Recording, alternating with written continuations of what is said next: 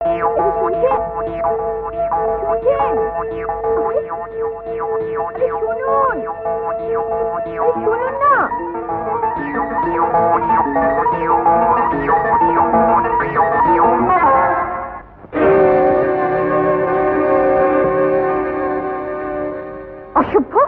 তাই নাকি?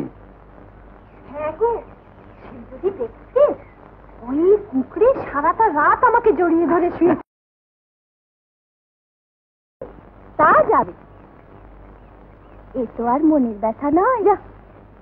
তা এত সকালে তুমি একা একা কি করছিলে? জায়গাটা ঘুরে দেখছিলাম। মেয়েদের এত উড়ু উড়ু মন ভালো নয়, বুঝেছ সখী? বারে আমার কি দোষ? আমি কি করে জানবো ছেলেটা ওভাবে ধাক্কা মারবে? এ নিশ্চয়ই রাসুর কাজ। দাঁড়া, দাদাকে বলে মজাটা দেখাচ্ছি। চল।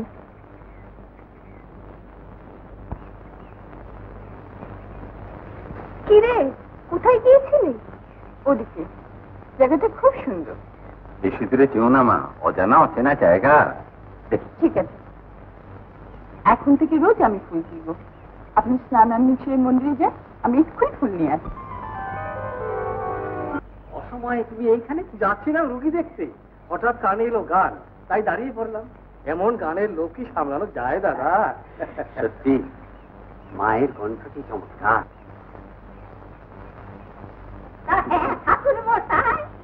তবে যে শুনি কলকাতার লোকেরা ঠাকুর চেষ্টা মানে না। মানে খুরি সবাই মানে, বিপদে পড়লে সবাই মানে। এই ধরো মাদকটা হাতুড়ি, তার ওষুধে কোনো কাজ হয় না, কিন্তু রুগী যখন মরণাপন্ন তখন এই মাধব ডাক্তারের স্মরণ। আচ্ছা চলি দাদা, ওদিকে ঘটনা আবার একা সামাল দিতে পারবে না। কি করে পারবে? এক দণ্ড বাড়ি থাকে না। সত্যি ঘুতন্দ দারুণ লোক। আমার যদি মতো দাদা থাকতো। থাকতো কি রে, দাদা তো হয়েই গেছে।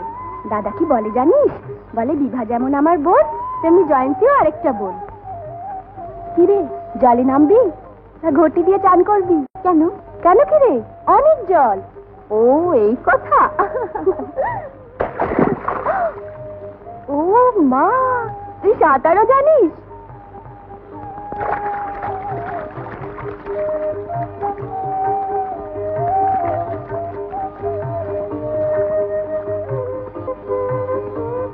এই উঠে আয়, তুমি থাকো।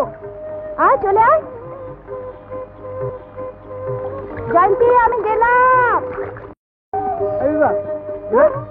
না না না, আমার সময় নেই, সময় নেই। শোন, মেয়েটা কি নাম রে? দাদি তোমার কি কাম রে? শোন না।